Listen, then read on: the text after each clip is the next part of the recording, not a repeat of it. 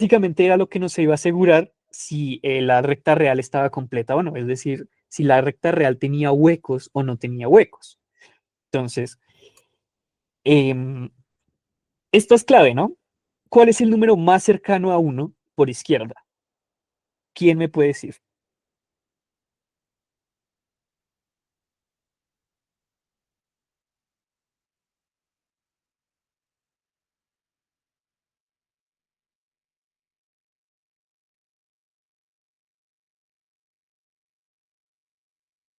¿No? ¿Nadie quiere hacer apuestas?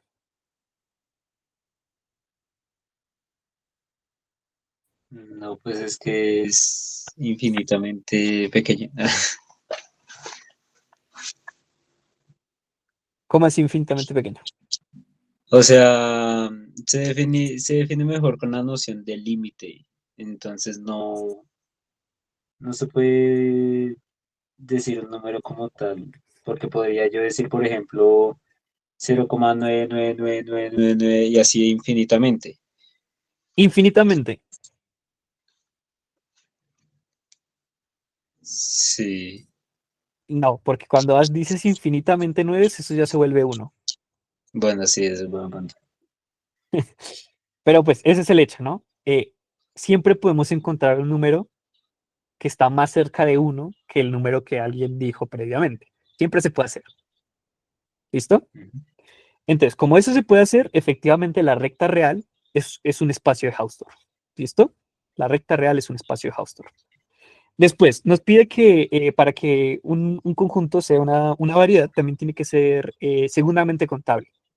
Eso básicamente nos dice que nosotros podemos definir un conjunto de conjuntos, un conjunto de conjuntos abiertos, que cualquier conjunto abierto sobre dicha variedad se pueda expresar como la unión de estos. Entonces, en pocas palabras, es que si yo dibujo un conjunto en mi variedad, yo puedo expresarlo como un conjunto de parches. Es el término que se suele usar. Van a ser conjuntos abiertos, los llamamos parches, que cuando hago la unión de todos esos parches me da el conjunto que yo quería. Y claro, la gracia es que estos conjuntos tiene que ser un número contable. Puede ser un número infinito, pero un infinito contable. ¿Listo? Esa es la segunda condición. Y la tercera condición es que sea localmente euclidio. Esa sí ya la conocemos, ¿no? Que si nos hacemos en una escala lo suficientemente pequeña, esa cosa parezca Rn. Bien, entonces ahí ya cerraríamos como la parte de que era una variedad. No sé si alguien tenga alguna pregunta o alguna anotación o algo que quiera comentar al respecto. Qué pena, es que pues no estuve en la última clase, entonces tal vez no esté enterado bien de qué es una cardinalidad. Me perdí un poquito con ese término. Cardinalidad, cuando hablamos de cardinalidad de un conjunto, no te preocupes, no tienes por qué saberlo porque no se dijo tampoco la vez pasada. Es similar a como hablar del tamaño del conjunto. ¿Listo? Entonces, por ejemplo, si yo estoy hablando del conjunto 2, 4, 6, la cardinalidad de este conjunto, llamamos a este conjunto G, es 3 porque tiene 3 elementos. Entonces, cuando hablamos de la cardinalidad, es como el tamaño del conjunto.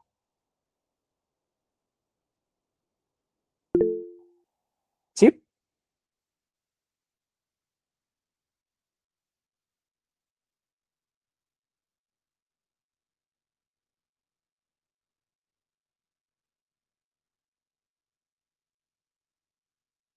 Bien, ¿alguna otra pregunta?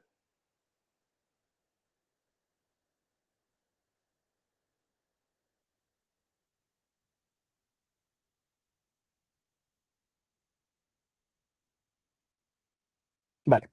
Otra cosa que nos puede llegar a interesar a un futuro es hacer que esta cosa sea diferenciable, es decir, que sea una variedad suave. Porque cuando podemos definir variedades suaves, pues ahí ya podemos meterle todo lo que conocemos de un cálculo diferencial, podemos definir espacios vectoriales, podemos definir espacios tangentes, espacios duales y etcétera.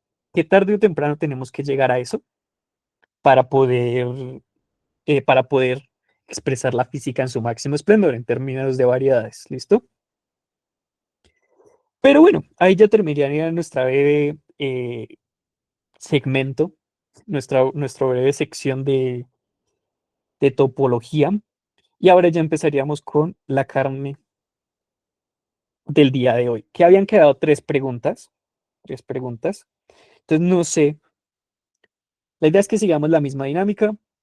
eh, Están íntimamente ligadas las preguntas y la idea es que haya participación, es decir, cualquiera puede dar su opinión de qué considera que es la respuesta correcta y la discutimos entre todos, ¿listo? Entonces, la primera pregunta era que cómo íbamos a medir distancias entre dos eventos en nuestro espacio en el espacio que vamos a trabajar, ¿no? ¿Que alguien recuerda qué espacio es el que vamos a trabajar?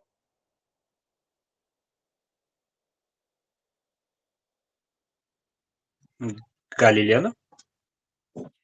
¿Y cómo se llamaba? Em,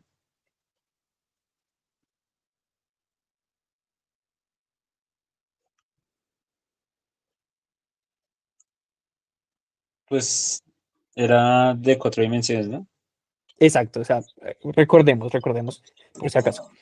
Vamos a trabajar en un espacio que vamos a llamar el espacio afín 4, que va a estar compuesto por R, vamos a tener una dimensión temporal y una dimensión 3D. Entonces, el espacio afín es isomorfo a un R a la 4, pero no lo es del todo, ¿no?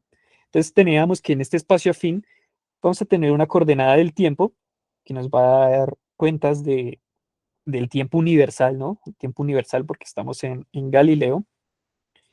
Y acá vamos a hacer de cuenta que este es nuestro A3, que lo represento como un plano porque, pues, como dije, el espacio es de 4 dimensiones, no puedo dibujar en 4 dimensiones, entonces vamos a dibujarlo en una dimensión reducida, ¿listo? Entonces tenemos como una dimensión temporal, un eje del tiempo, y para cuando dejamos un tiempo fijo, vamos a tener en este caso una slice, un corte de dicho plano, que en la realidad debería ser un volumen, ¿no? Deberíamos tener un volumen euclidiano, de donde ahí vamos a tener todos los eventos que son simultáneos, todos los eventos que son simultáneos.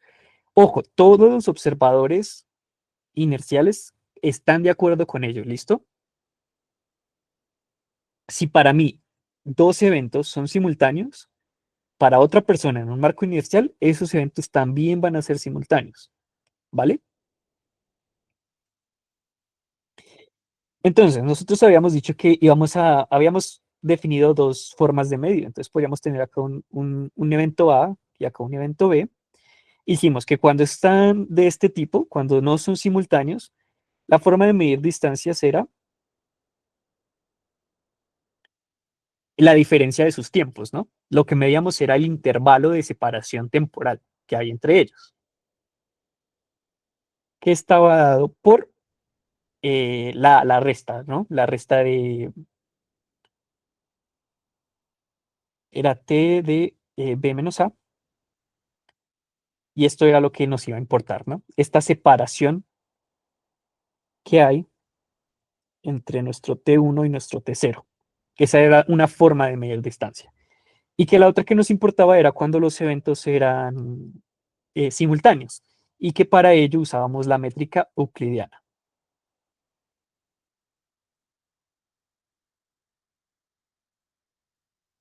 ¿cierto? Entonces la pregunta era, eh, ¿cómo mediríamos la distancia? O bueno, ¿cómo mediríamos la separación entre dos eventos que no son simultáneos? Porque ya vimos que tenemos una distancia temporal, una separación temporal, pero ¿cómo podríamos hacer como un tipo de medición tanto tiempo y espacio al mismo instante? No sé quién nos quiera ilustrar con su respuesta con respecto a la pregunta.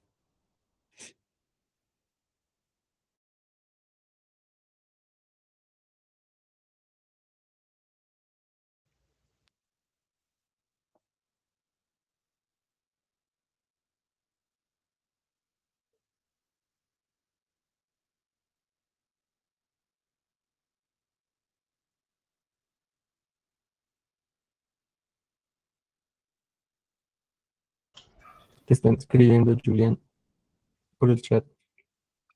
Ah, espérame que ese no lo puedo. eh, Sí, ahorita envío los apuntes, no pasa nada. Em, y ahí vi que hace 6 minutos alguien pidió un resumen rápido. Em, Hicimos el repaso de la definición que había quedado pendiente de que era una variedad. eh, Ahí está escrito. Eso sí, no les vuelvo a explicar porque pues es volver a hacer todo el ejercicio. Y ahora la gracia es ir a las preguntas, ¿no? Entonces la primera pregunta es que cómo vamos a medir la distancia entre dos eventos no simultáneos en este espacio que estamos trabajando A4, que es el espacio afín de 4 dimensiones. No sé si alguien quiere intentar responder la pregunta. Se me irían con un cronómetro, ¿no? Porque si lo único que estamos variando es el tiempo, tendría sentido que se midiera pues con la diferencia del tiempo, ¿no? Y si se mueve tanto en el espacio como en el tiempo, sería una fusión entre lo que acabo de mencionar y la distancia euclidiana. Ok, tú dices que pues hagamos una mezcla de la distancia, de la separación temporal y la separación espacial, ¿cierto?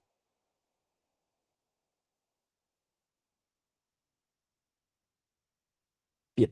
¿Alguien más quiere dar su respuesta?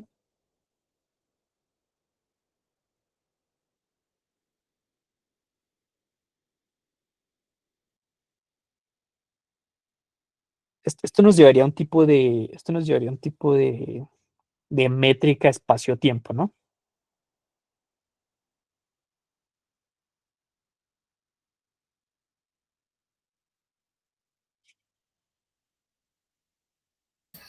Pues, no sé, tal vez esté mal, pero si yo quiero ver cómo algo varía al mismo tiempo que se mueve y en un tiempo específico, pues no es lo que denominamos ya sea rapidez o velocidad, o sea, cómo cambia esa posición a través del tiempo.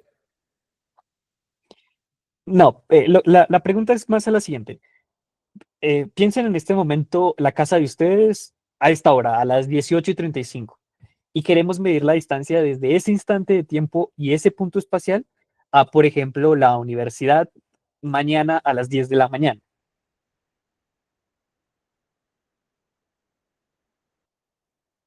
Eso es lo que estamos preguntando.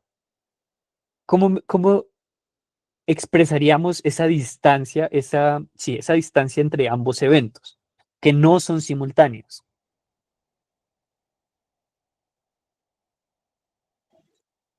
Pues ahí tendríamos que hacerlo así con dos parámetros, tanto espacio y tiempo por separado. No sé la manera en la que se podrían unificar para expresarlo.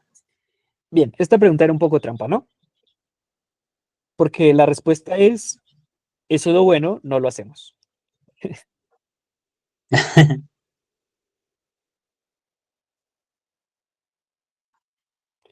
La respuesta es que no lo hacemos. No vamos a medir nunca la distancia entre dos eventos no simultáneos. Galileana.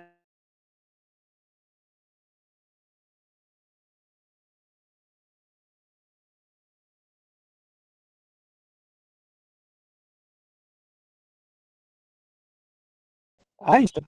Claro. Porque para él el tiempo sí es una coordenada, para Galileo no, Galileo es un parámetro. Entonces nosotros no podemos hablar de la distancia entre dos eventos no simultáneos.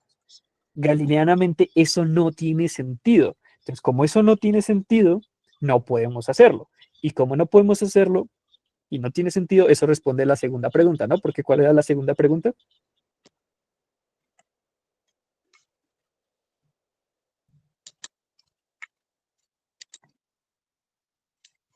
Era que si nos importaba, ¿no? Ujú.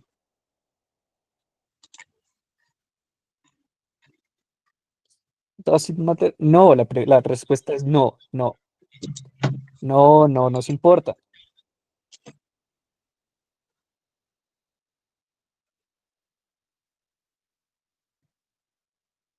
En el momento en el que nosotros empecemos a hablar de distancias entre, entre eventos no simultáneos, ahí ya estamos llevándonos eso a un pensamiento relativista de Einstein, ¿listo?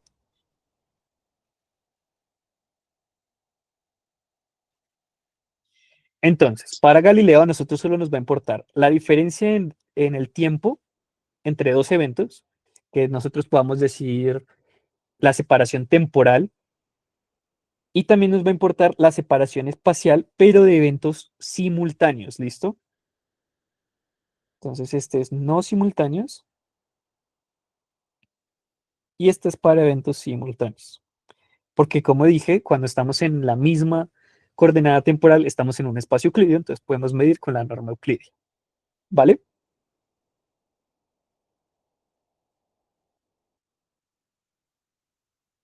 No sé si hasta ahí hay preguntas.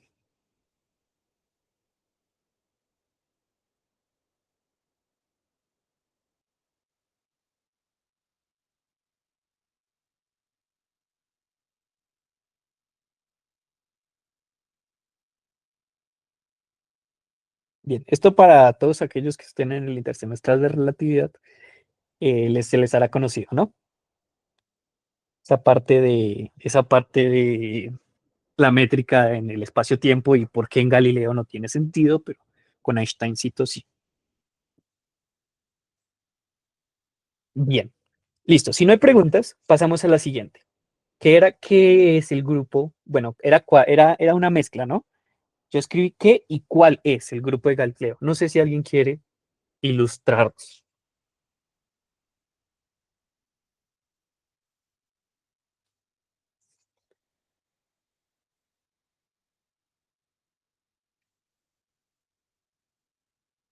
Esta discusión puede ser un poco heavy matemáticamente. Entonces, como dijeron los ángeles, no teman.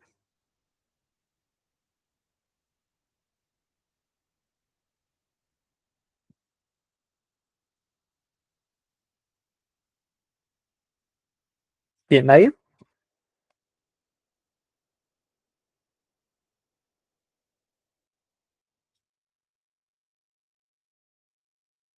O hagamos la discusión por partes.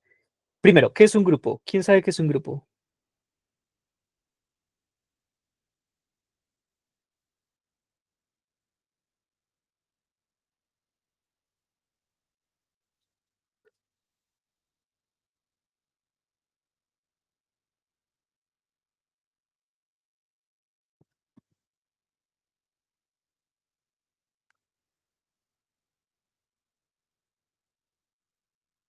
Ah, verdad, el chat. Una estructura algebraica. No, técnicamente no, porque podemos hablar de grupos sin necesidad de hablar de álgebras. Entonces, algebraica no sería la palabra.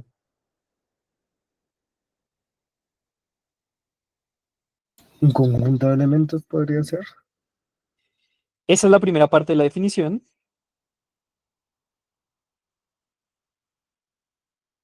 pero nos falta algo, ¿no? Entonces vamos a construir la noción de grupo. Entonces, para cuando ustedes les pregunten qué es un grupo, lo vamos a tener todos clara, ¿listo?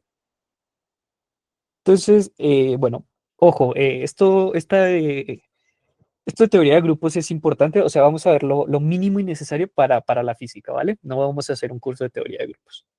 Entonces, por definición, un grupo es un conjunto, ¿listo? No vacío. Entonces, un grupo. Normalmente se denota de esta forma cuando estamos haciendo referencia a estos dos elementos que nos van a conformar nuestro grupo, que es un conjunto no vacío, que llamamos G, porque es un grupo, el cual tiene que ser cerrado bajo una operación binaria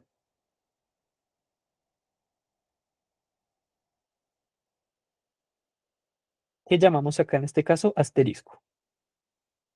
Bien, tal que se cumplan las siguientes propiedades.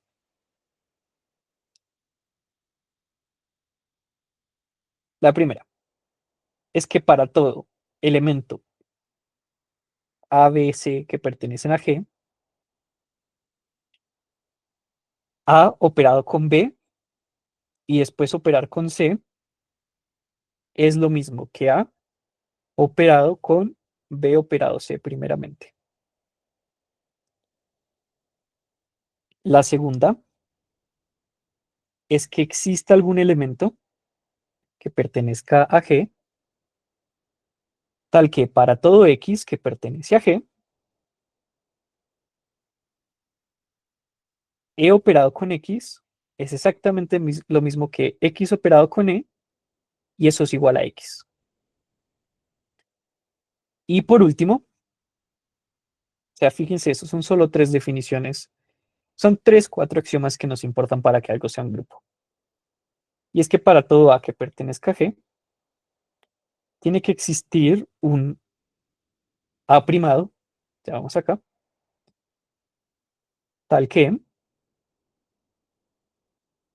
A operado con A primado sea lo mismo que A primado operado con A, y eso nos dé E. Entonces vamos por partes, ¿listo? Y si hay preguntas, no duden en hacerla, ¿listo? Entonces, primero, tenemos que definir un conjunto, no vacío. Y a ese conjunto le vamos a agregar una operación binaria. ¿Qué implica que una operación sea binaria? Es que va a tomar dos elementos de G y nos va a dar otro elemento de G. ¿Listo? Eso nos implica que es cerrado. Binaria es que toma dos elementos de G y cerrado es que la respuesta, el resultado, es otro elemento de G. Entonces, los axiomas son, el primero, ¿alguien tiene alguna idea de cómo se llama este axioma? Sería el asociativo. Exactamente. Lo primero que nos importa es que sea asociativo. La asociatividad. ¿Listo? Entonces, la operación binaria que definimos sobre ese G tiene que ser asociativa.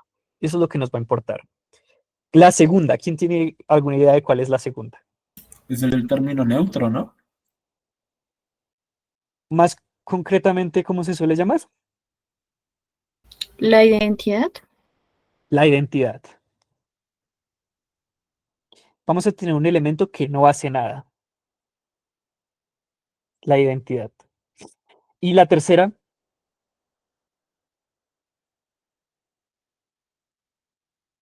La conmutatividad.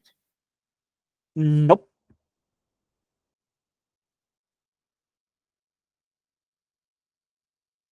Ojo, acá no estamos diciendo que para todo G y para todo alfa prima. Acá estamos diciendo para todo G, perdón, para todo A.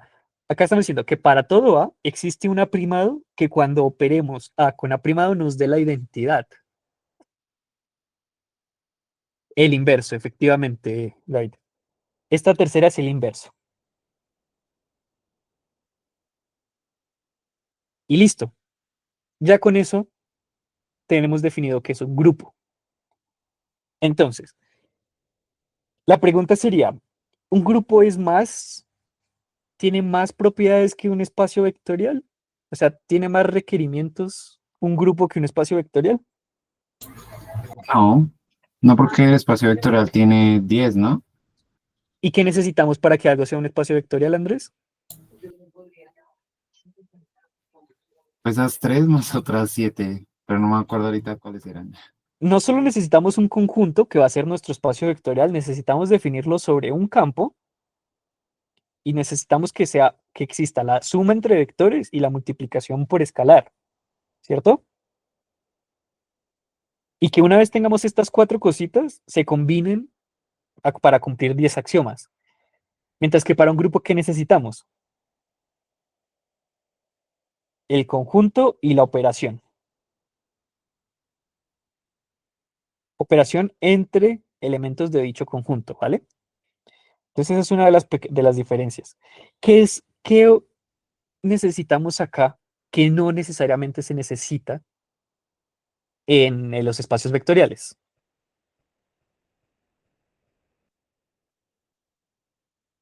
El inverso, ¿no? Claro, porque en el espacio vectorial nosotros necesitamos un inverso de qué tipo.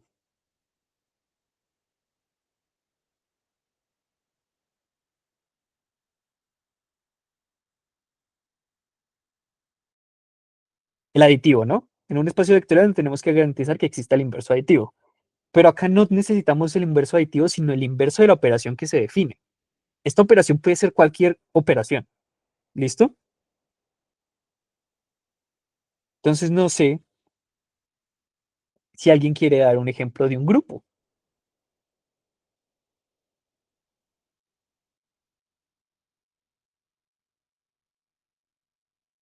O mejor, pregunto yo, ¿son los enteros un grupo?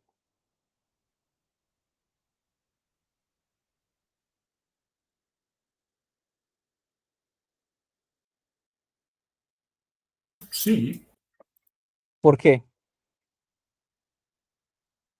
porque, a ver, yo diría que sí, porque si yo le planteo diferentes operaciones, soy capaz de cumplir con las tres condiciones. Uno es asociativo, eso sí lo ¿Qué? sabemos ¿Bajo todos, qué?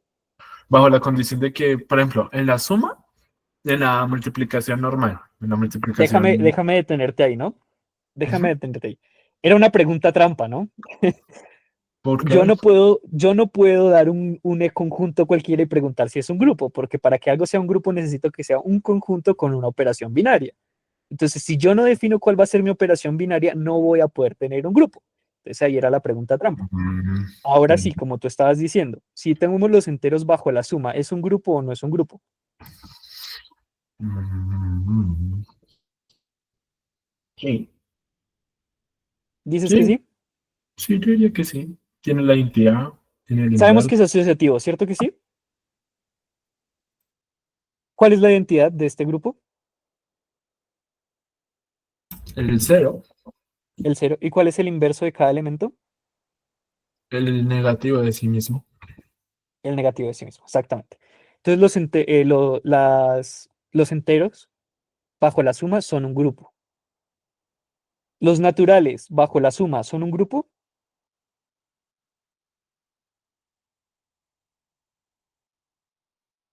Pues ahí no, ¿cierto? Porque no tiene inverso. Primero, ahí hay un problema, ¿no? El cero es natural, sí o no. Eso es una discusión muy grande. Para mí sí lo es. Entonces, pues yo voy a decir que sí existe. Listo. Ahora, siguiente problema. ¿Existe el inverso para todos los elementos de los naturales? No. ¿Existe algún inverso?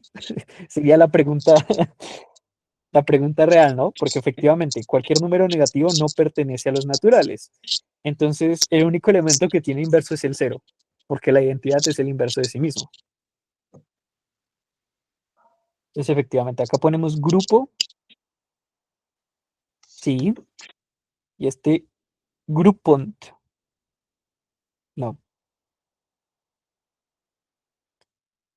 ¿Quién más? Los enteros bajo multiplicación son un grupo.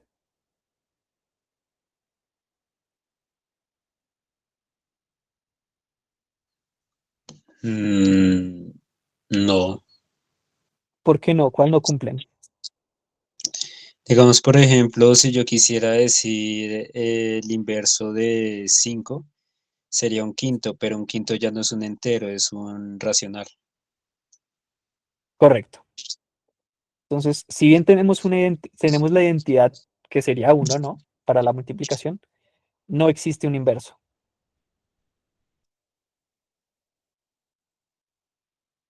No existe un inverso. Entonces, tampoco es un grupo. Eh, Siguiente. Los reales son un grupo con la multiplicación. Sí, ese sí. ¿Cuál es la identidad? El uno. ¿Y el inverso? El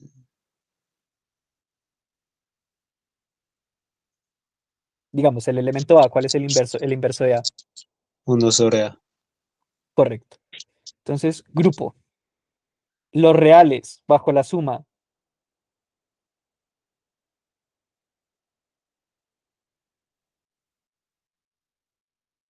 ¿Grupo o no grupo? Sí, grupo también. Grupo. Ahora, el conjunto de matrices 2 por 2 con entradas reales bajo suma, ¿grupo o no grupo? O sea, pero duda. Hay.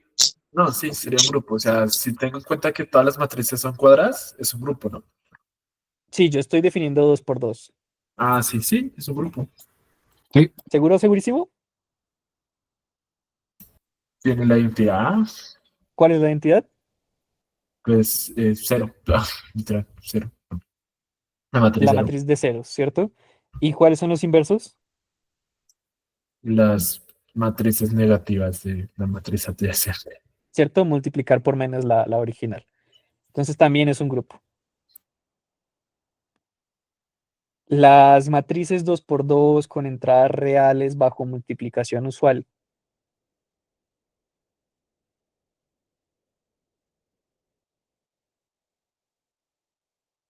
¿Grupo o no grupo? También sería grupo porque pues, la También es grupo. identidad, bueno, sí. Pero sí, efectivamente, también es grupo, ¿no? Ojo, existe una característica adicional y es qué pasa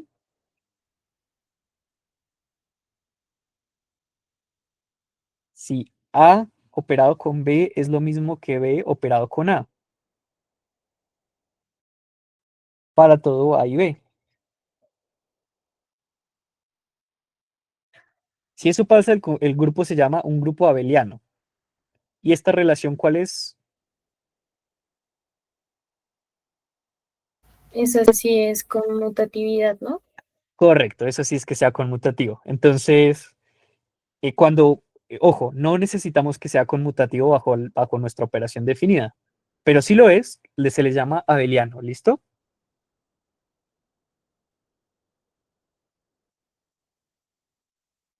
Bien, ¿alguna pregunta con respecto a lo que hemos visto?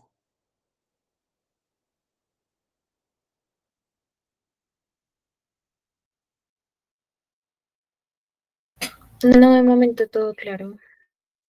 Eso, perfecto. Entonces, ahora vamos a pensar en una cosa.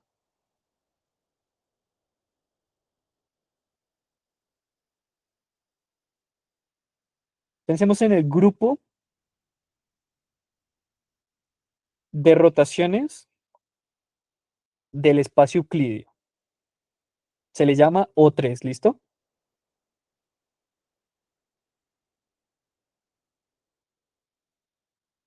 Es el grupo, el O es de ortogonal. El grupo de rotaciones del espacio euclídeo. ¿Este es un grupo conmutativo? ¿Sí o no? No, porque se va a hacer el producto cruz. ¿Cómo? No, porque se basaría en un producto cruz, ¿no? Cuando yo hago la rotación de un conjunto es mediante producto cruz. Y el producto cruz no es conmutativo, ¿no? Un producto cruz. Sí, ¿no? Que uno hacía las rotaciones en cálculo vectorial. Por ejemplo, de los campos con un producto cruz, ¿no? Y así, así. Ojo, el rotacional no implica que uno esté rotando el campo. ¿Mm? Entonces, no sé. Lo que se llama el rotor o el rotacional de un campo no implica que uno esté haciendo que el campo rote. ¿Ok? Ah, ok. Vale. No. Pero Cuando una, estamos hablando de esto, dale Juan, dime. pero una pregunta, y cuando hablas de rotacional, ¿te refieres a lo que acabas de hacer o al rotacional, que es la transformación lineal? O sea, la No, no, matriz acá, del simple ojo, ceros. ojo, ojo. Acá estoy hablando del grupo de rotaciones. ¿Ok? No, no rotacional, no. El grupo de rotaciones del espacio euclídeo.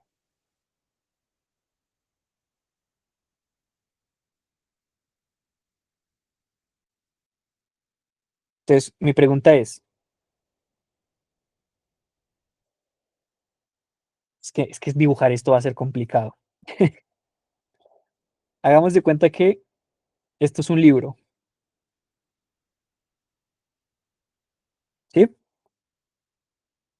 Si yo primero roto el libro mirándolo de frente, sentido antihorario, y después roto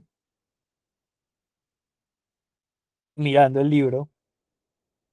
Bueno, vamos a hacer el dibujo. La primera rotación, que la voy a llamar sigma 2, ¿listo? Me va a llevar el libro a esto. Es decir, el libro estaba de pie y lo acosté, ¿vale?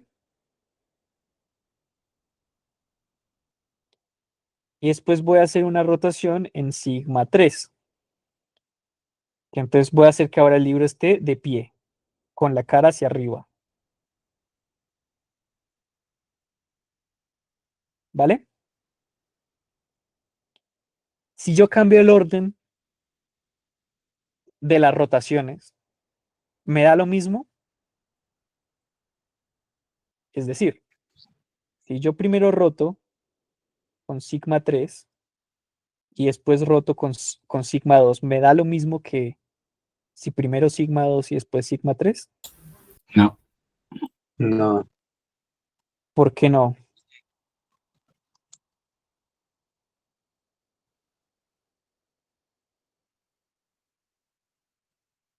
Ok, voy a colorear la cara de arriba para que entendamos bien qué está pasando, ¿vale?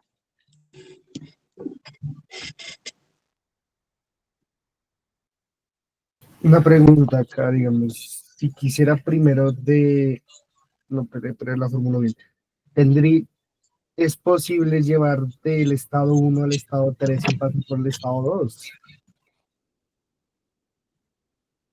Sí, Entonces sí sería conmutativa porque al final daría lo mismo. seguro.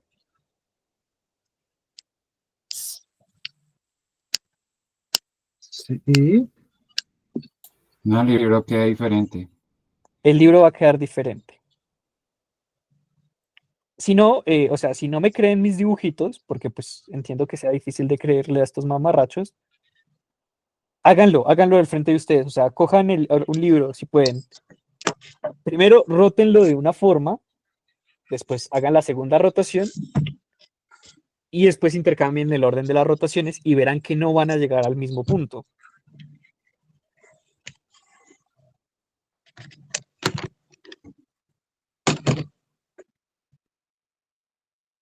¿Listo? Entonces, en mi dibujo queda así. Claramente vemos que estas dos cosas no son iguales, ¿cierto que no? no, no son iguales. No son iguales. Entonces estamos que el grupo de rotaciones O3 no es un grupo abeliano.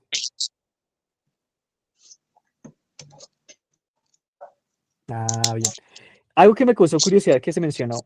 Si nosotros cogemos el espacio de vectores en R3, o sea, el espacio vectorial R3, le agregamos el producto cruz, ¿eso es un grupo, sí o no?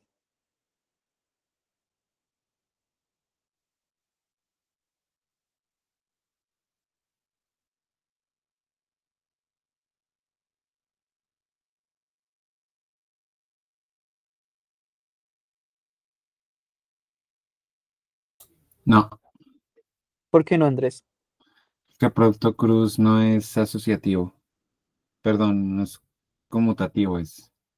No, pero tampoco es asociativo. Ah, sí, ¿verdad? Sí, pues no. Entonces, efectivamente no. O sea, primero que todo eso, ¿no? Asociatividad, no. La identidad, ¿existe la identidad para el producto cruz? Creo que no. Por definición, el producto cruz, ¿qué hace? Haya un vector perpendicular a los otros dos. ¿Existe algún vector que sea perpendicular a sí mismo en R3? No. No. Entonces tampoco tenemos identidad. Entonces, efectivamente, esta cosa no es un grupo. Bien, entonces O3 es el grupo de rotaciones del espacio euclídeo, ¿listo? 3D. Y vemos que no es abeliano. No abeliano. ¿Alguien sabe por qué se llaman abelianos?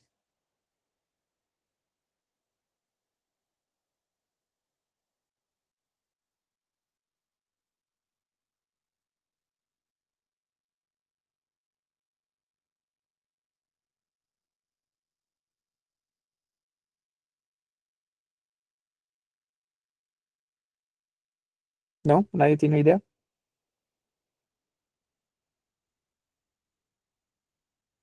Bueno, se llaman abelianos porque un señor que los estudió mucho se llamaba Abel, noruego. Niels Abel. Entonces ahí les queda. Bien, pero ¿a nosotros cuál es el grupo que nos importa? El por el cual iniciamos toda esta discusión. El grupo de Galileo. El grupo de Galileo. Entonces, ¿cuáles son las transformaciones de Galileo que mantienen invariante la física?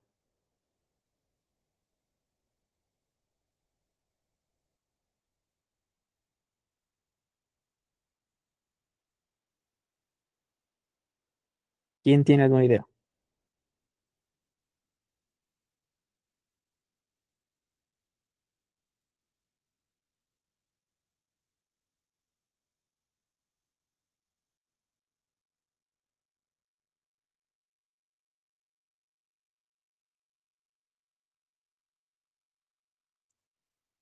Los movimientos rectilíneos. Exacto. Entonces nosotros vamos a tener estamos trabajando en un espacio coordenado T, X gordo, ¿no? Donde X es vector. ¿Listo? Entonces la transformación típica de Galileo es la de una transformación de velocidad uniforme, ¿no?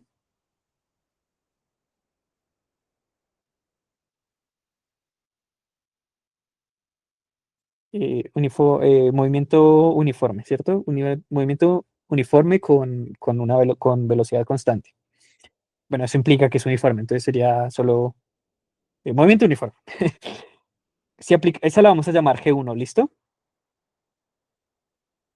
Entonces, si nosotros aplicamos G1 en esto, ¿qué nos da?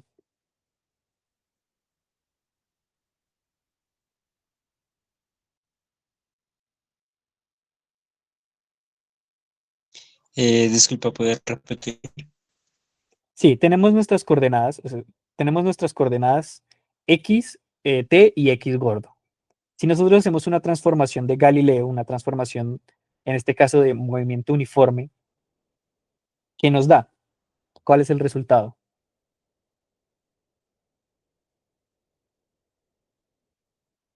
Esto es como si dijésemos que vamos a tener un sistema de coordenadas de una persona que está quieta y una personita que llamamos O', que está en movimiento, ¿cierto? Que está con una velocidad v.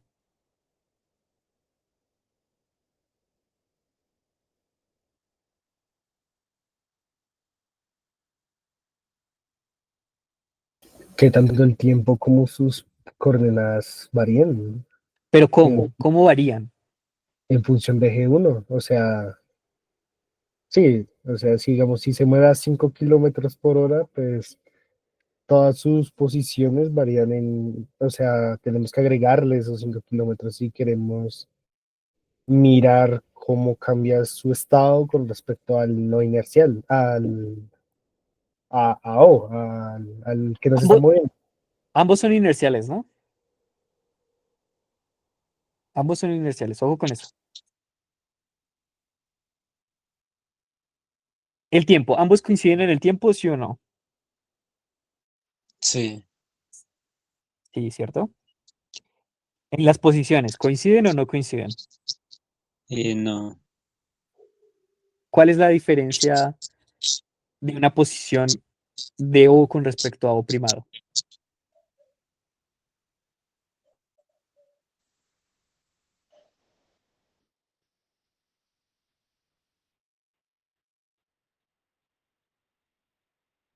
La transformación típica de Galileo.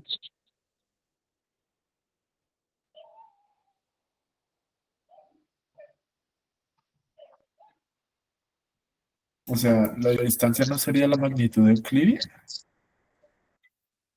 La distancia. ¿Cómo así la distancia? O sea, la distancia entre ese X y ese X' no sería simplemente la magnitud entre ellos por la resta. No, a ver, estamos hablando de un cambio de coordenadas, ¿no? O sea, estamos hablando de que vamos a tener un marco coordenado en reposo y un marco coordenado en movimiento con una velocidad constante. Entonces, en el tiempo t0 ambos están de acuerdo en todo, ¿sí o no? Sí. ¿Cierto? En el tiempo t1, ¿están de acuerdo en todas las posiciones? No. ¿En qué posición estarían de acuerdo?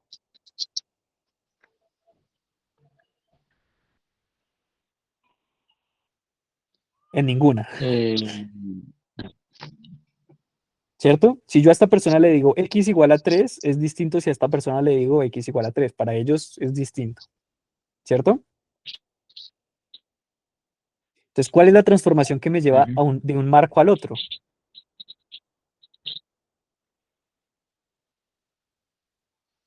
¿X' ¿La es velocidad? igual a qué?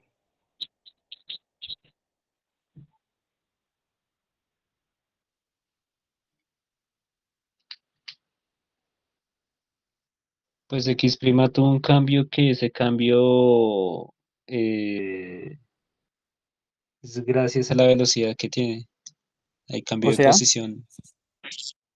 ¿X' es igual a qué?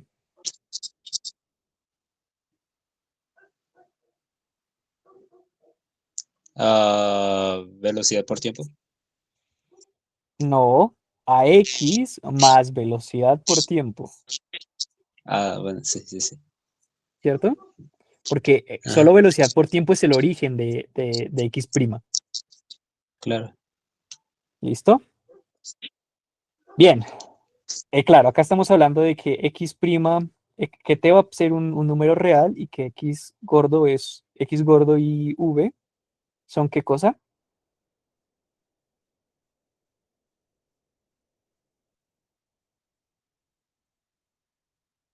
Vectores euclidianos, ¿no? En R3.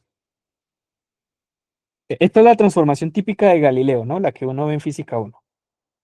X' es igual a X más BT y al tiempo no cambia y que la inversa está por menos BT porque el movimiento es relativo y ¿cierto?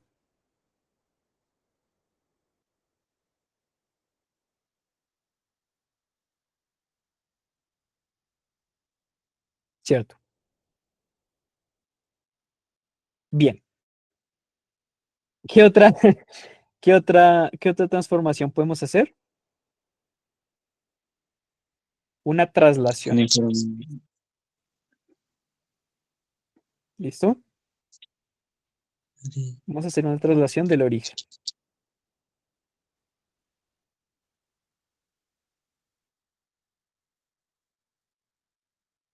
Entonces, esta la llamamos G2. Igual, esto actúa sobre X y X, sobre T y X gordo. Y si es una traslación del origen, ¿qué estamos haciendo?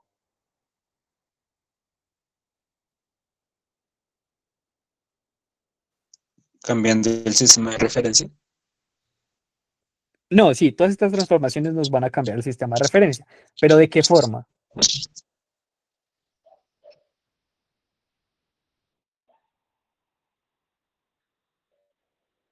Si es una traslación que estamos haciendo.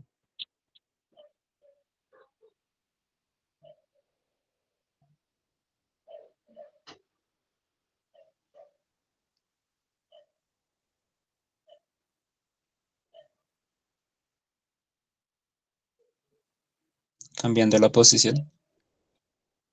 Estamos cambiando el origen. Y cambiar el origen en términos matemáticos, ¿qué es? Es hacer T más C, ¿cierto? Y X gordo más S gordo. ¿Listo? Donde T y S son escalares y donde X gordo y ese gordo son vectores en el espacio euclidiano.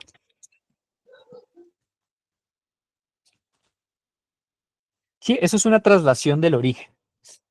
Entonces podemos hacer una traslación temporal, yo qué sé, ya en vez de, vamos a tener a una persona que está midiendo con su reloj y a otra persona que está midiendo con un reloj que va 2 segundos atrasado.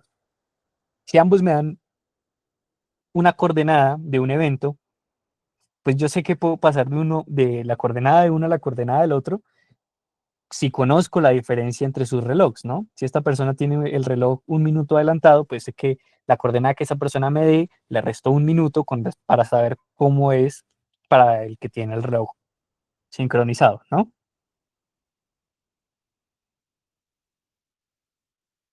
Y si tengo a una persona en un punto y a otra persona que está desplazada X metros en alguna dirección cualquiera y ambos me dan la coordenada de otro punto en el espacio, sé que para pasar de uno al otro simplemente es hacer la diferencia entre la separación de los dos. ¿Sí o no?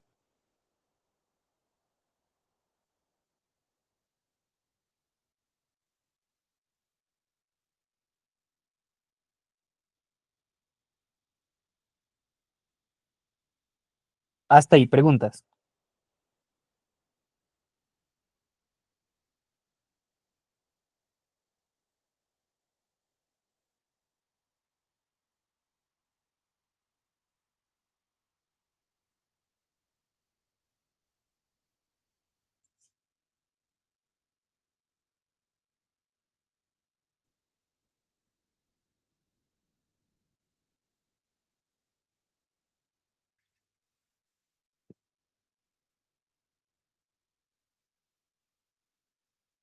Bien.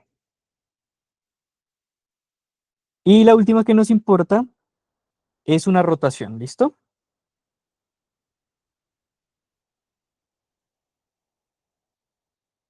Y esta la llamamos G3.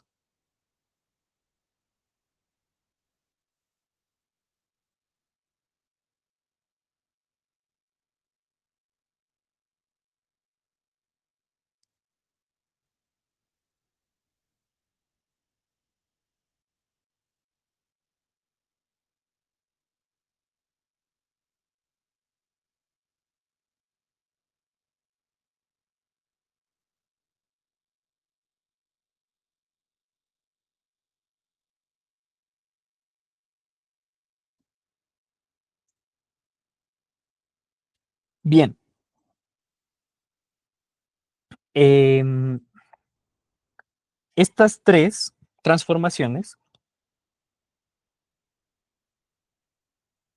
son los generadores, así se les llama, del grupo de Galileo. Cualquier transformación galileana se puede expresar como la composición de alguna de estas tres, ¿listo? O bueno, de estas tres. Entonces la primera pregunta es,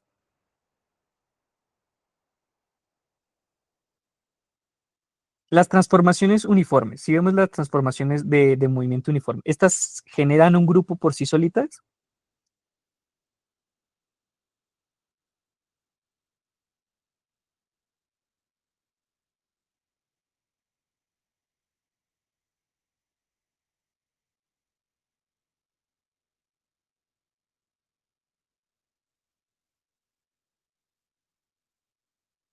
Pues yo diría que sí, ¿no?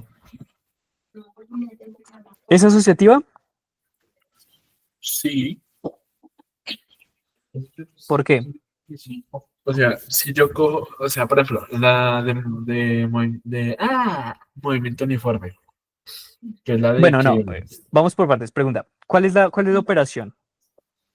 ahí sería una suma con No, multiplicación. no, la operación para definir que esto nos va a dar un grupo. Uy, Porque no sé si la dije. no.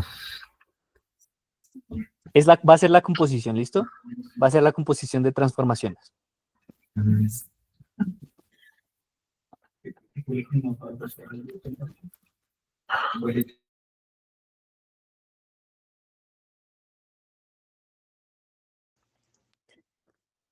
Bien, entonces bajo composición. G1, ¿define un grupo o no? No entiendo, Juli, qué quieres decir cuando dices composición. Lo típico que nosotros tenemos, si f y g son funciones, entonces f compuesto g sobre x es lo mismo que f de g de x, Ah, ok. ¿sí? Lo Ujú. que salga de esta se lo damos a la otra como argumento.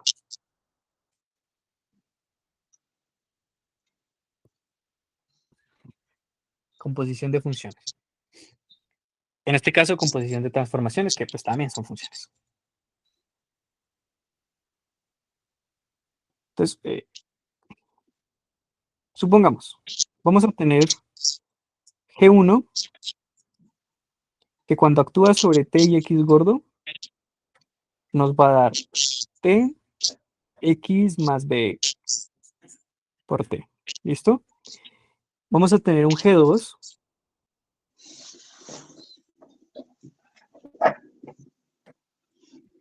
no, un G2 no, un G1',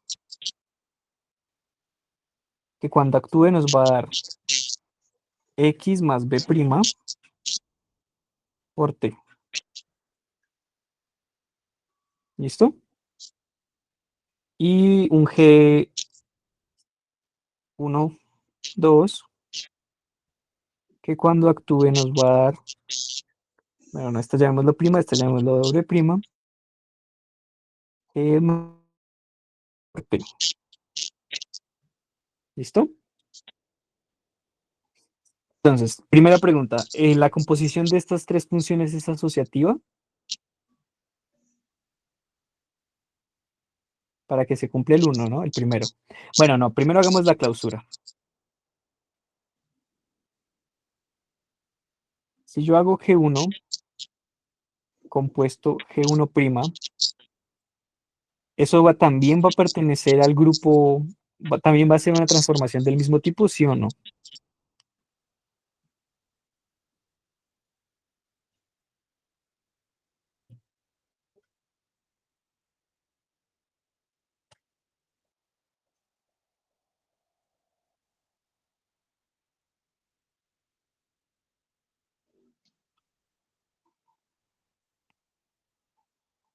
Bueno, ¿esto cuánto da?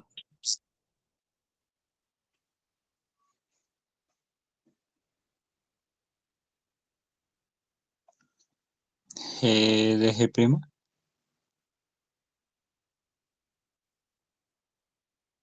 ¿Cómo así? Eh, sí, solo estoy haciendo la composición. Esto nos va a dar G1 actuando sobre qué.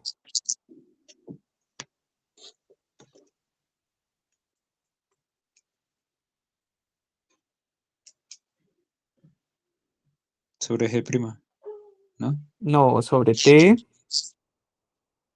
más X más B' Ah, ok. por T, ¿cierto? Ok. Sí, sí, ¿Y eso sí. cuánto nos da?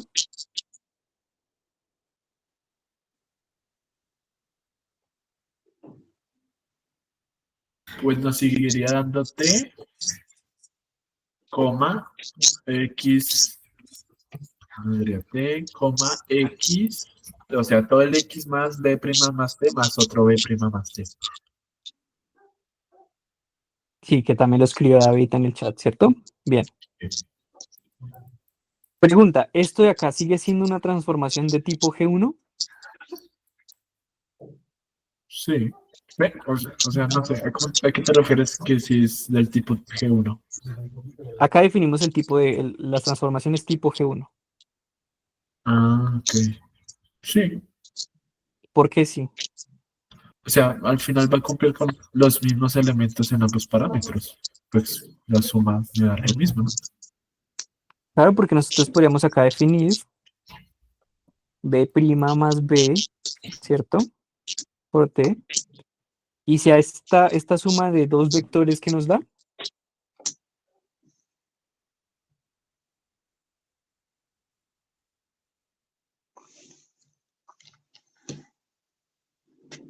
otro vector. Entonces, claramente, la composición de dos transformaciones de movimiento uniforme nos dan otra transformación de movimiento uniforme con una velocidad distinta, ¿no?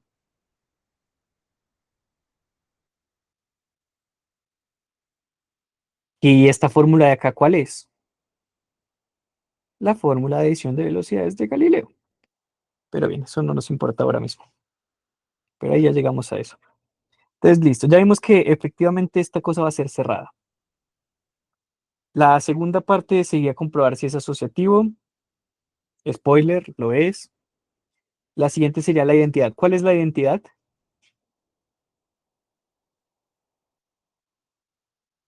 Pues el punto de referencia cero, ¿no? O sea, El origen. no, pero ojo, la transformación de identidad, ¿cuál es? De tipo G1. eh, la T,0. Sí, ¿no? No. Ojo, la transformación es todo esto, ¿no? O sea, la transformación es cómo está actuando sobre nuestro par ordenado de T y X gordo. Entonces, ¿cuál es la transformación de identidad?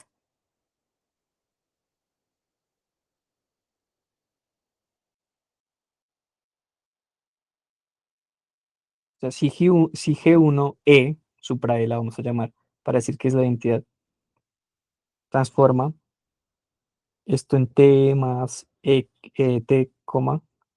X más B, E, T, y yo quiero que sea la identidad, entonces esto me debería dar igual a T, X, ¿cierto?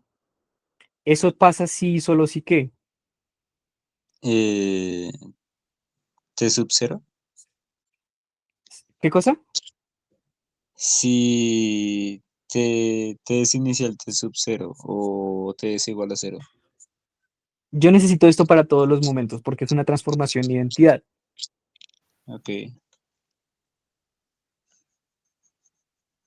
¿Qué necesito para que esa transformación sea la transformación de identidad? Que la velocidad está igual a cero, ¿no? Exacto, que la velocidad sea cero, ¿no? O sea, la transformación de identidad G1 es la identidad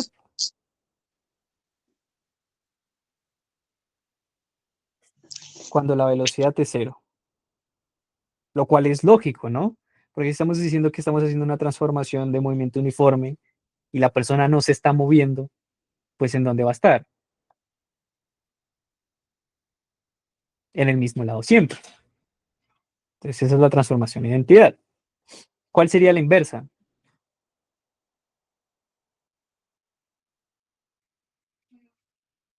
Es Ah, decir, pues si cuando la G1, velocidad es negativa.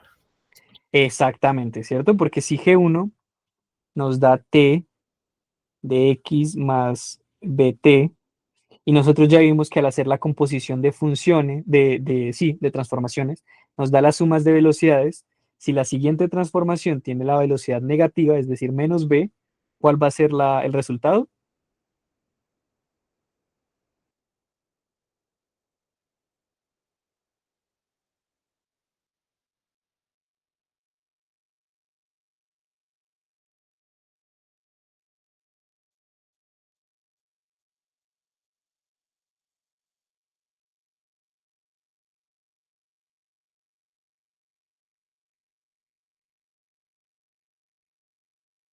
La identidad, ¿no? No hacer nada. Entonces, efectivamente, el inverso es con la velocidad negativa. Bien, y ahí ya tenemos las cosas para demostrar que estas por sí solitas nos generan un grupo. ¿Listo?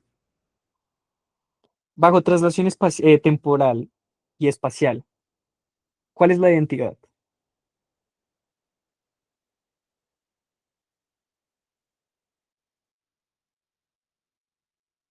Pues, como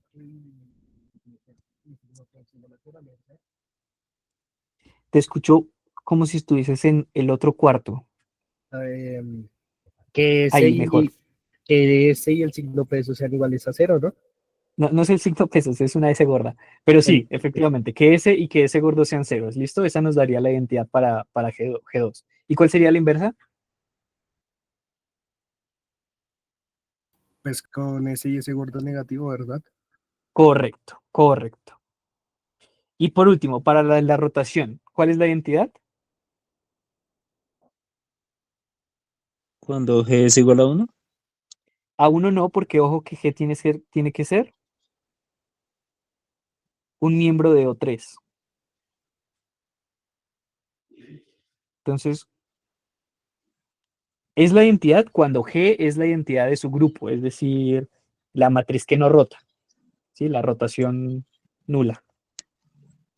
O sea, no es uno, no es uno porque G no es un número. ¿Y cuál sería la inversa?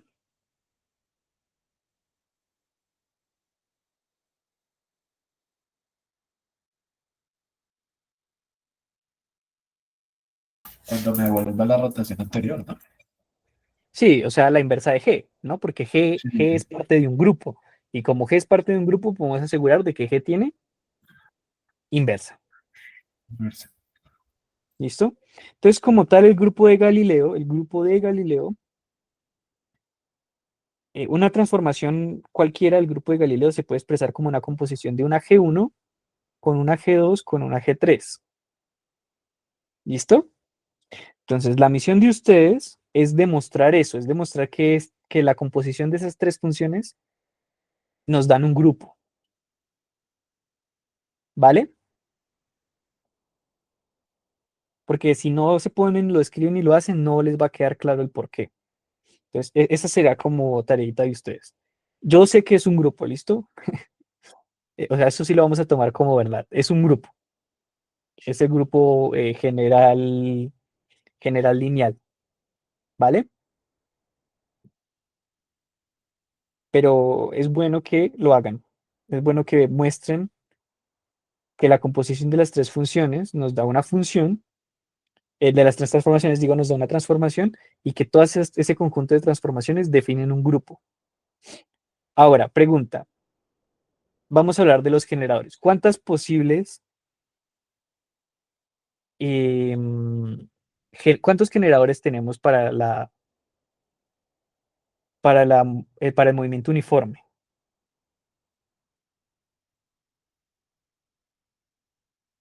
¿Cuántos tipos de transformaciones de movimiento uniforme tenemos?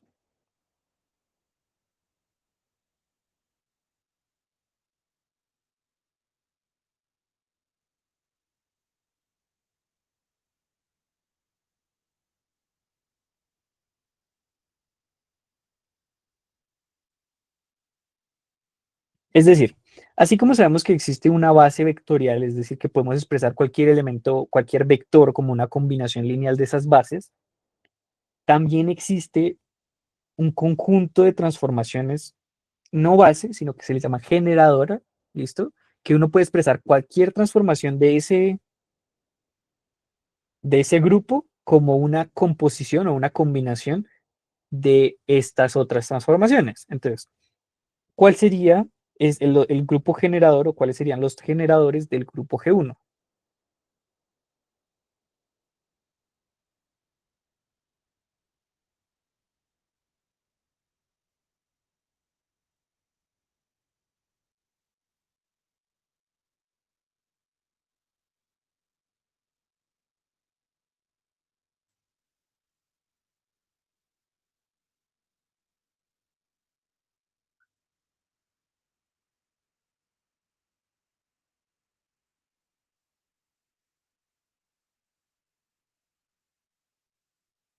Sería, no sé, voy a decir una barrabasada, IJK para el espacio y un generador específico para el tiempo que solo, Estaba cerca, pero te me fuiste. Recordemos que G1 es solo son lo que se llaman boost, ¿no? Los boost galileanos, que es decir, coger un marco de referencia y ponerlo a mover en una dirección. Entonces, ¿qué fue lo primero que tú dijiste? pues IJK, ¿no? Para el espacio. Exacto, pero no son necesariamente IJK, sino que este tiene tres generadores. Es decir, puede ser un boost N1, puede ser un boost N2 o puede ser un boost N3, ¿cierto? Y cualquiera de esos, o sea, un boost en cualquier dirección, en una dirección arbitraria, se puede ver como una composición de estos tres, ¿cierto que sí?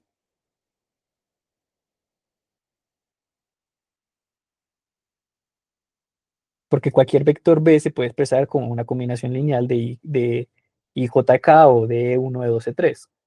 Entonces, como eso es posible, cualquier transformación de movimiento uniforme se puede expresar, uy, se me apagó la tabla, se puede expresar como una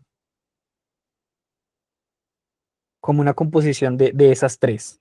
Entonces, este va a tener tres generadores, un boost en X, un boost en Y, un boost en Z, ¿cierto? Ojo, acá T no cambia, ¿listo? Bien, para G2, ¿cuáles serían los generadores de G2?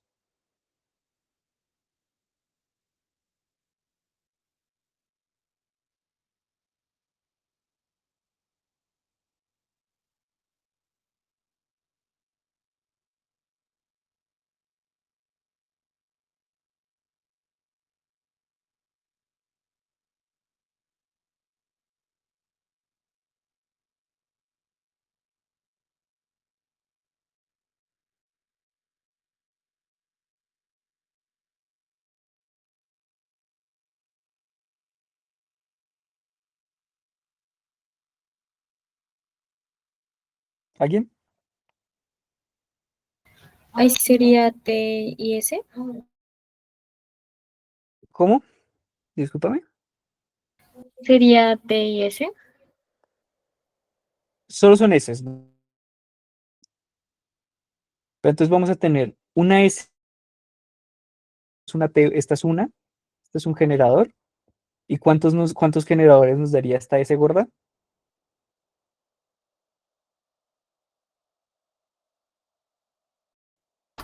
3, ¿no?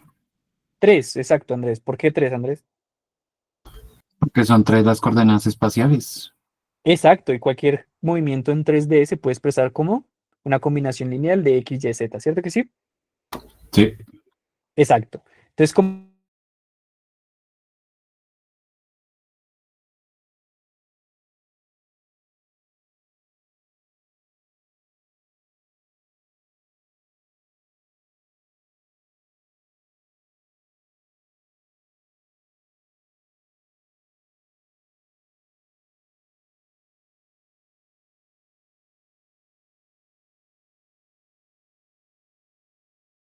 traslación. Y por último, ¿cuántos generadores tenemos para la rotación?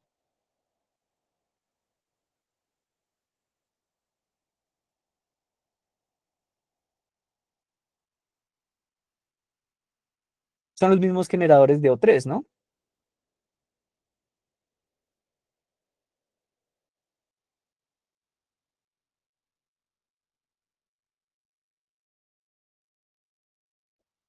¿Cuántos tipos de rotaciones tenemos como base para poder expresar cualquier otra rotación?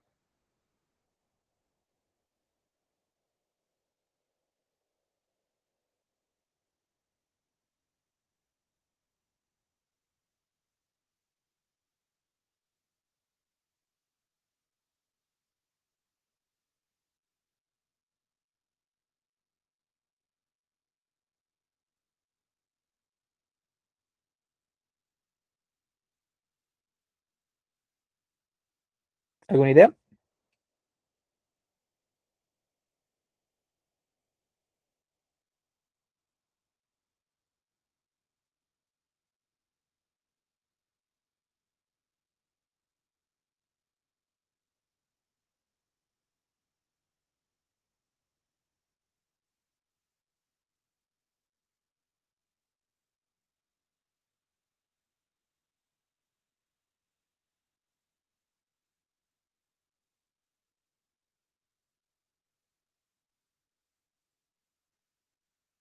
Son tres, ¿vale?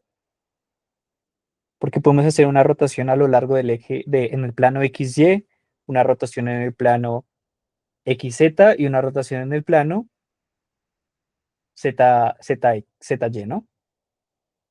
Entonces tenemos tres generadores por este lado. Entonces, en total, el grupo de Galileo, ¿cuántos generadores tiene?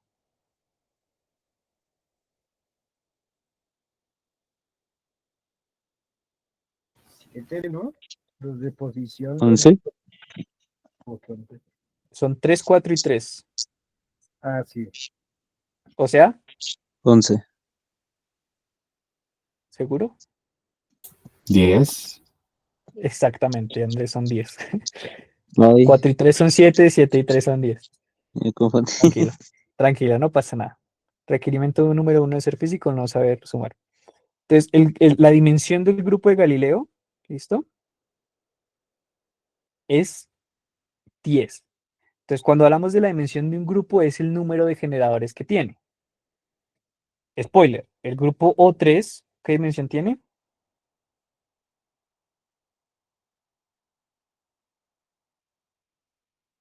3.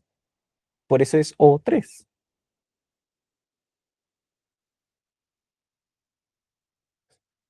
Bien. Entonces, este es un grupo grande, ¿no? Es un grupo que tiene una dimensión grande, una dimensión potente.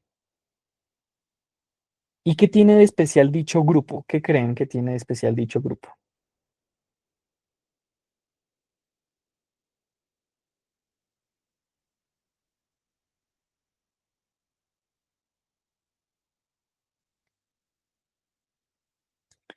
Bueno, en general, una transformación general de Galileo sería un T' va a ser igual a nuestro T más un S, ¿cierto? Le dijimos.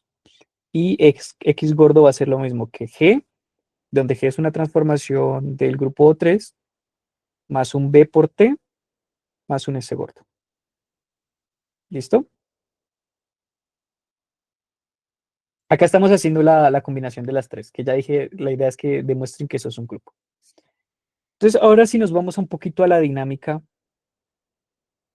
Este es X'. Pregunta. Si tenemos este caso, hagan de cuenta que tenemos este caso. Acá teníamos velocidad uniforme, ¿cierto? Vamos a agregarle la rotación.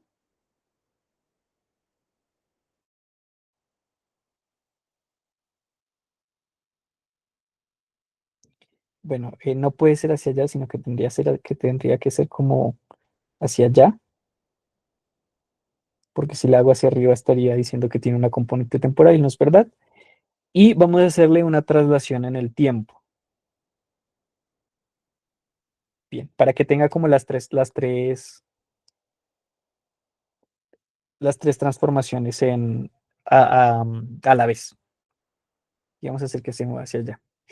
Entonces mi pregunta es, estos dos observadores, si ven a una partícula cualquiera, ¿en qué van a estar de acuerdo? ¿Ambos van a estar de acuerdo en la posición?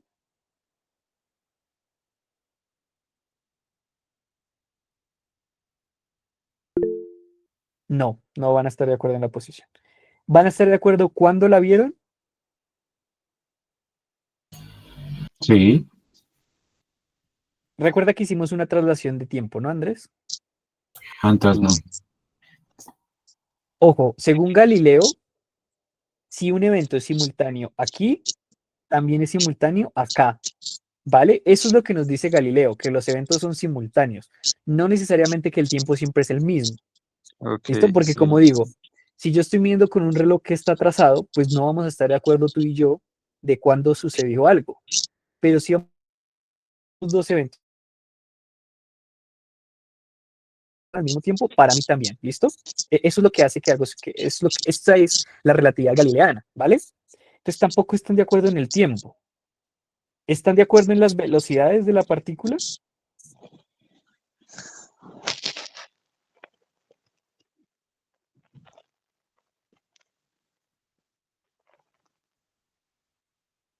No, No. ¿Por qué no? porque si uno tiene una velocidad y el otro no, pues eso va a haber afectado. Exactamente. Entonces, vamos a hacerlo ahora sí matemáticamente, ¿listo? ¿La velocidad qué es?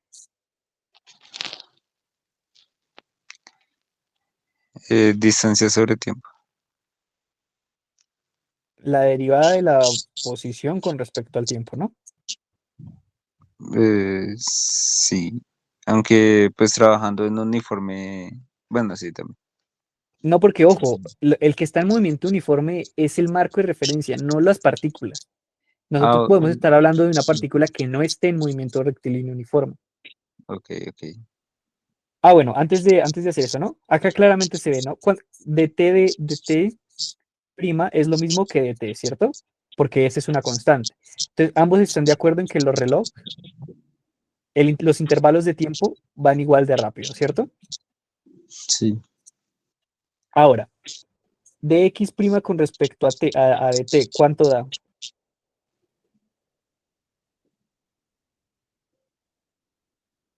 La derivada de la posición primada con respecto al tiempo, ¿cuánto da? Pues la velocidad primada. ¿Y eso cuánto es? Acá está x prima, entonces ¿cuánto da la derivada con respecto al tiempo de eso?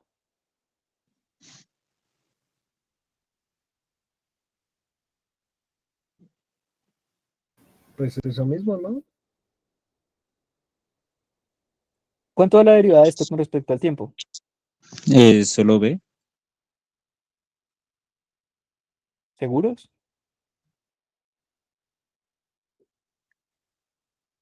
Sería B y ese gordo prima, ¿no? Sería g, la derivada de x con respecto a t, ¿cierto? Porque x depende del tiempo. ¿Más qué cosa?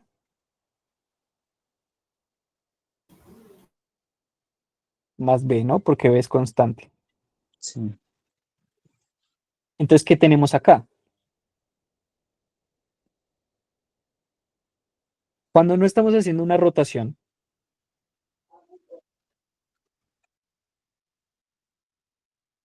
si g es la identidad, ¿qué tendríamos? Tendríamos que la velocidad primada, que vamos a llamar u, es igual a la velocidad de la partícula que ve la persona no primada, más la velocidad del otro marco. ¿Y esto de acá qué es?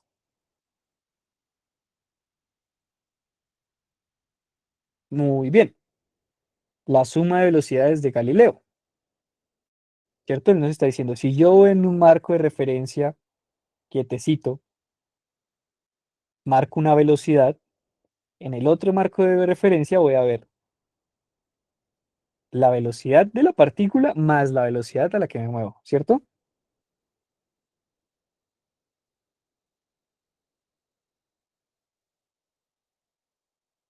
Y viceversa. Recordemos que esto puede cambiar de signo según hacia dónde se mueva y demás. Pero entonces en general nos están diciendo que están de acuerdo en las velocidades, sí o no.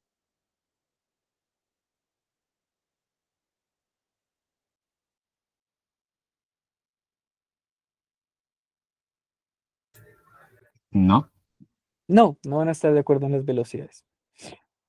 Y por último, ¿van a estar de acuerdo en las aceleraciones? sí. ¿Siempre Andrés o con algunos peritos?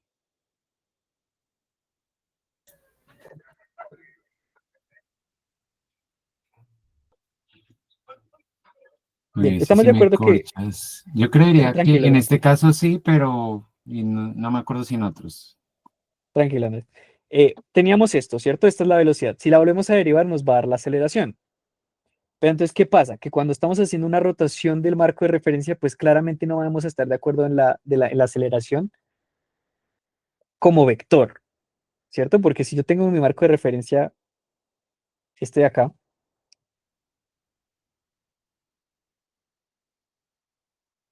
y tengo otro marco de referencia así, y la partícula se está moviendo así, por ejemplo, pues no vamos a estar de acuerdo en el vector aceleración. Pero ¿en qué sí vamos a estar de acuerdo? En la magnitud de ese vector, ¿verdad?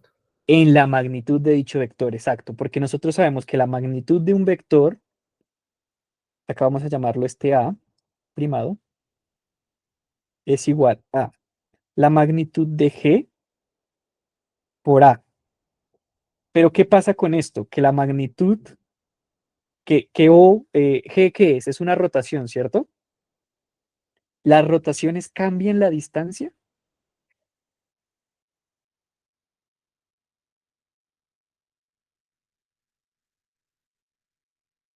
La respuesta es no.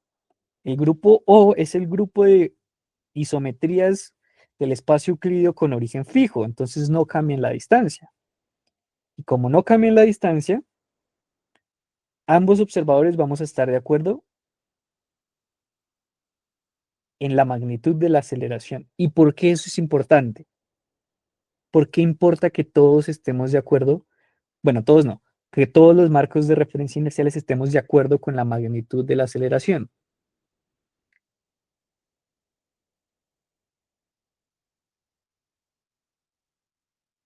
Bueno, usamos mejor X punto.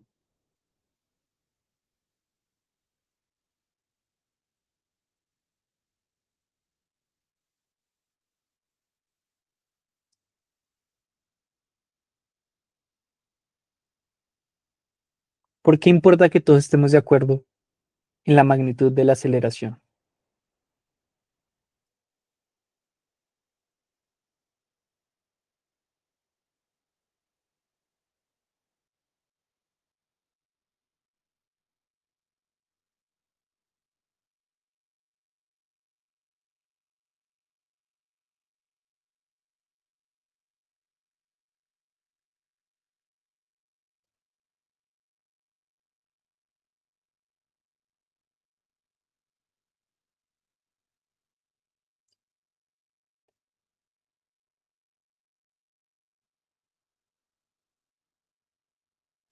Espera, me perdí. O sea, podemos estar de acuerdo en la magnitud de la aceleración, pero no de la velocidad.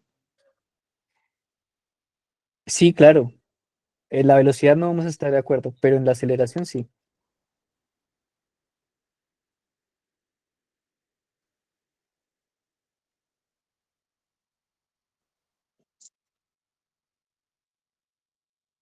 ¿Sí? Ok. Bien. Decía, es importante que todos estemos de acuerdo con la magnitud de la aceleración porque esto de acá, ¿qué es?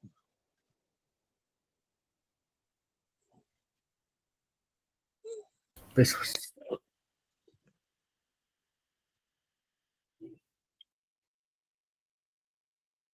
El kernel, ¿no? Dijo Juan. ¿De qué cosa?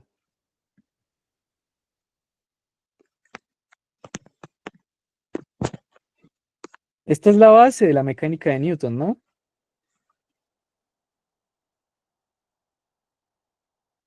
Bueno, faltaría una M, pero pues en unidades normalitas la podemos tratar así, ¿cierto que sí? Sí, Ok. sí, ya eso era lo que me estaba toteando, sí. Sí, sí. Hagan de cuenta que la M está. No pasa nada. Ok, ok, Pero ok. el punto es que esto es el kernel, como dijo Juan, me gustó mucho esa frase. Este es el núcleo de la mecánica newtoniana. Entonces, si todos estamos de acuerdo con la magnitud de la aceleración, todos estamos de acuerdo con qué cosa? Con la fuerza. Con la magnitud de la fuerza. ¿Listo? Eso es lo importante del grupo de Galileo, que sí, no vamos a estar de acuerdo con la velocidad, no vamos a estar de acuerdo con la posición, incluso no vamos a estar de acuerdo con cuándo pasó algo, pero todos vamos a estar de acuerdo con la magnitud de la fuerza y la magnitud de digo, la magnitud de la aceleración y la magnitud de la interacción. Que si yo vi que esta cosa cambió la partícula que iba acá viajando, cambió su estado de movimiento, yo voy a ver que lo cambió de la forma, de la misma forma que lo ve la otra persona acá moviéndose o no se esté moviendo. Todos vamos a estar de acuerdo con las fuerzas. No vamos a estar de acuerdo con su dirección, ojo. No vamos a estar de acuerdo con la dirección de la fuerza porque, pues, como digo, si hacemos una rotación del sistema de coordenadas, pues la dirección de la fuerza cambia. Pero sí vamos a estar de acuerdo con su magnitud. Y eso es mucho. Eso es mucho. ¿Vale?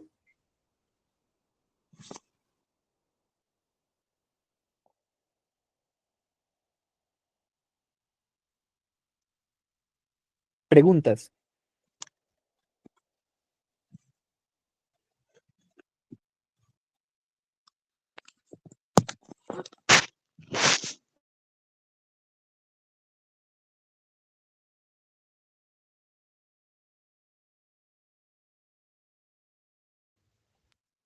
Bien, entonces, em, cosas que me parece que es bueno que revisen. Primero, que efectivamente el grupo de Galileo es un grupo.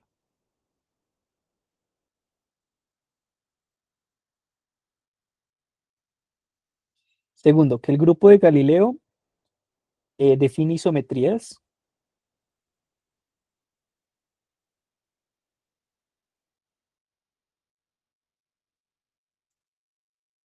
Tanto en T como en X, ¿listo? Es decir, que si hacemos una transformación de Galileo, si dos eventos son simultáneos, siguen siendo simultáneos. Si dos eventos no eran simultáneos, siguen sin ser simultáneos. Y que la separación de un evento a un evento B simultáneos tampoco va a cambiar, ¿listo? La separación espacial. Entonces, estas dos quedan como tareitas para el lector. Que ya les estoy diciendo yo que es verdad, pero lo importante es que lo hagan para que entre el conocimiento. Bueno, acá también ya introdujimos esto, que es la ecuación de la mecánica de Newton, que la gracia es la siguiente clase verla bien, la siguiente clase, la siguiente sesión verla bien, y después ya introducir el tema de ligaduras, que ahí ya empieza la verdadera mecánica analítica. Porque acá seguimos en mecánica newtoniana, ¿vale? Y otra cosa que es importante, que esta no la van a revisar, pero queda como para que la vayan pensando. Esto es un grupo de simetría global, ¿sí? Porque hicimos una transformación, la misma transformación para todo el espacio, y es una transformación continua, porque el parámetro del que dependen, ¿cuáles son los parámetros de los que dependen estas transformaciones? G1 depende de B, ¿cierto? Ese es nuestro primer parámetro.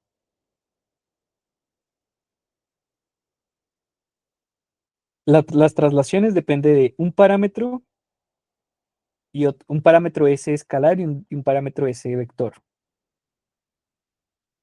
Este tiene dos parámetros. Y la rotación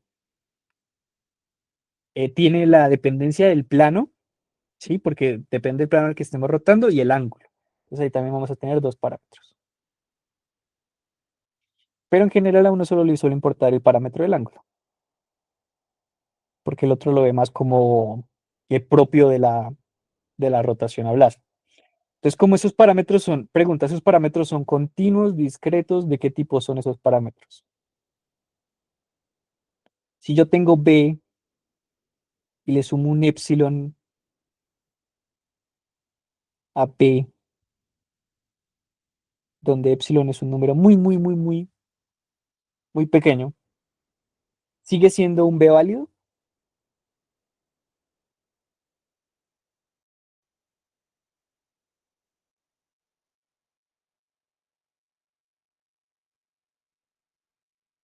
Sí, claro, ¿no? Porque son vectores. Entonces la suma entre vectores nos da otro vector. Y eso sigue siendo un B válido.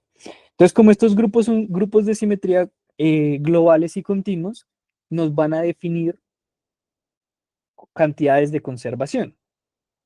Entonces, la primera es que como es simétrico bajo traslación temporal,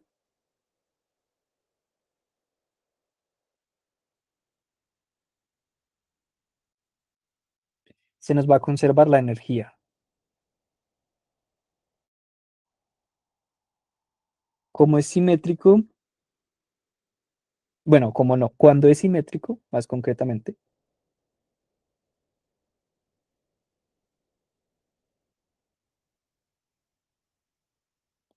se nos va a conservar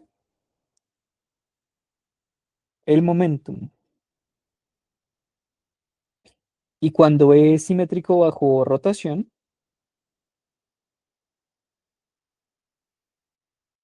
se nos conserva el momentum angular. ¿Listo? Y de esto vamos a hablar mejor después, cuando introduzcamos bien el teorema de Newton. Pero acá ya vemos que el grupo de Galileo nos permite hablar de estas cositas que se van a conservar. Por último, ¿cuál es la velocidad más grande que alguien puede tener según Galileo? ¿Cuál es el límite en la velocidad? Pues según Galileo no hay, ¿no? Porque pues, Efectivamente. ¿Por qué? ¿Quieres continuar la idea? no, pues básicamente si yo cualquiera de estas fórmulas, yo puedo asumir un B tan grande como quisiera y aún funcionaría. No es como en la relatividad que pues la velocidad pasa abajo y, ajá, como que en algún momento se volverá más infinita. Exacto. Según Galileo, no hay un límite a la velocidad. Entonces, esa es otra de las cosas que toca tener presentes cuando estamos haciendo mecánica newtoniana. Bien, preguntas.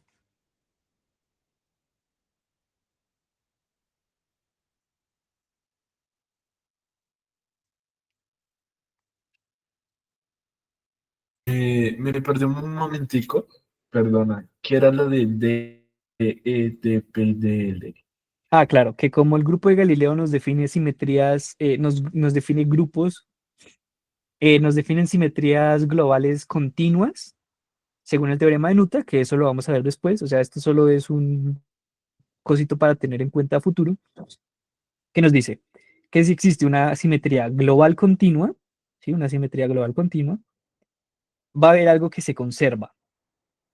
Entonces, en el caso de que uno pueda hacer una traslación temporal continua, la energía se conserva. Si podemos hacer una traslación espacial continua, se nos va a conservar el momentum.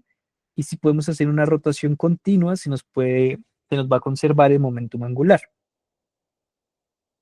Entonces, para que lo vayan pensando y ustedes se convenzan ustedes mismos de que eso sí es verdad y del por qué eso tiene sentido.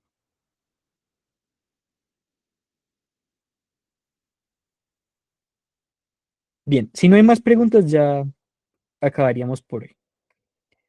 Lo que quedaría como para la siguiente sesión es esto.